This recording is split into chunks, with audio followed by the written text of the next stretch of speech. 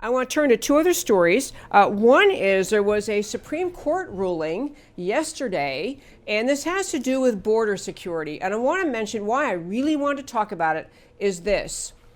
President Trump has been stymied at every step of the way in his effort to secure our southern border.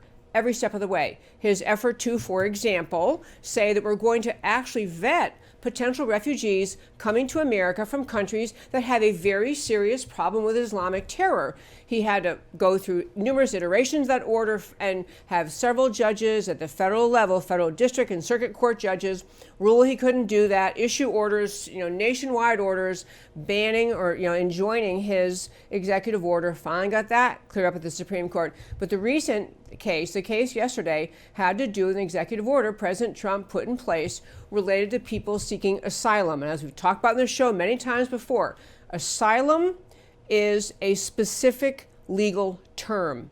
Asylum does not mean that just because you don't like your home country or you're impoverished in your home country that you should get to come to America. Asylum has had long-standing standards, including that not just in America, but countries around the world. People seek asylum because in the first country they get to, once they have escaped the persecution in the country they are from and from their home country. The idea of asylum is to rescue, to provide refuge for people being persecuted. So President Trump had this order in place essentially saying that people trying to enter America through the southern border and who were seeking asylum would be denied asylum with some exceptions, but denied asylum on the ground that they didn't seek asylum in the first country they came from. They arrived in Mexico, that's the country they have to seek asylum in, because the asylum process has been abused. It has been abused by the people who show up at the southern border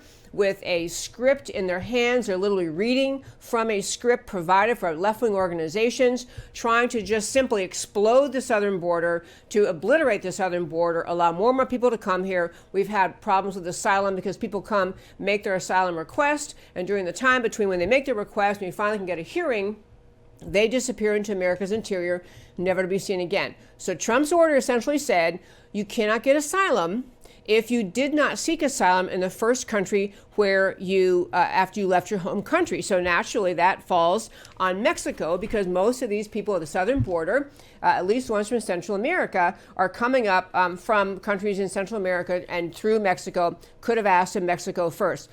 So the Supreme Court said, yes, actually Trump's order was legitimate, that he can make that order as a president.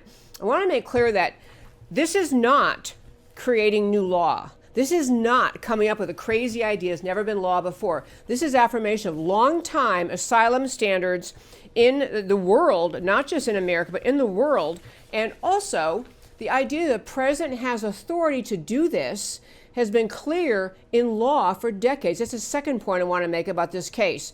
The underlying notion that Trump or any president has the right to issue an executive order related to asylum, and that the asylum order he put in place had to do just put into an order a long-standing assumption that asylum it can only be sought in the first country you enter once you leave your home country. Secondly, the Supreme Court had ruled on this relatively recently, ruled on the notion that the idea that the president has this authority to issue executive orders related to asylum policy. The president has executive authority to decide, basically, to deny entry to America for anybody the president chooses to do that. That is where the law stands right now. There was a case called Sale versus Haitian Centers that went out of their way to say the president's delegated authority under Section 212F and 215A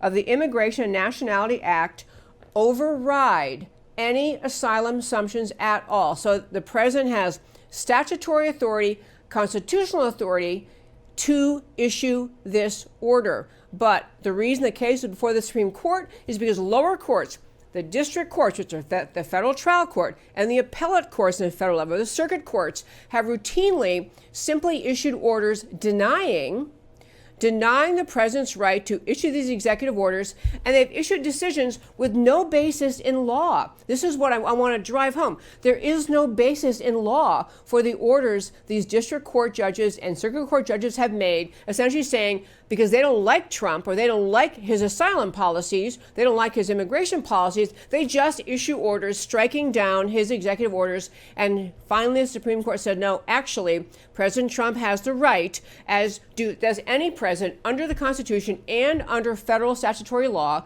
to make this executive order. So now, at least as of now, the ruling is President Trump's executive order saying that we turn down people seeking asylum in most cases unless America was the first country they entered after they left their home country. The second point, and almost more important, I want to be sure and share with you today, has to do with someone who was arrested at the Houston Lobby Airport yesterday. In Houston Hobby Airport.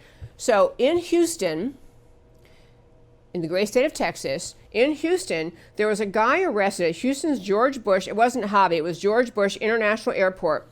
This guy is a Bangladeshi native, meaning from the country of Bangladesh. He was arrested in Houston's George Bush International Airport. His name is Milan Maya. He's from Bangladesh.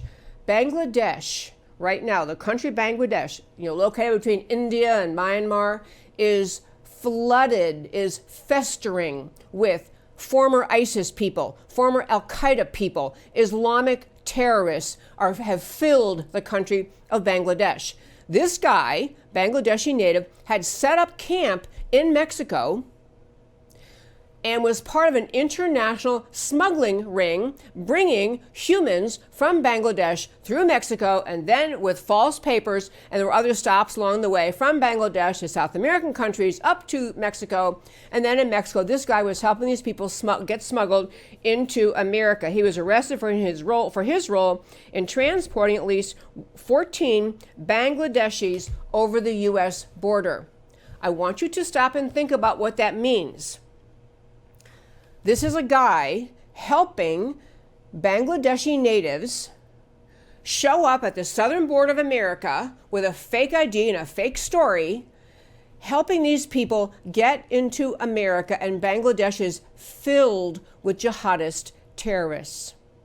So when the court ruled yesterday that, as a matter of fact, President Trump, he gets to actually be president. He's allowed to be president. He's allowed to use presidential authority. He's allowed to put this executive order in place related to asylum. It wasn't just a border security issue. It was a national security issue.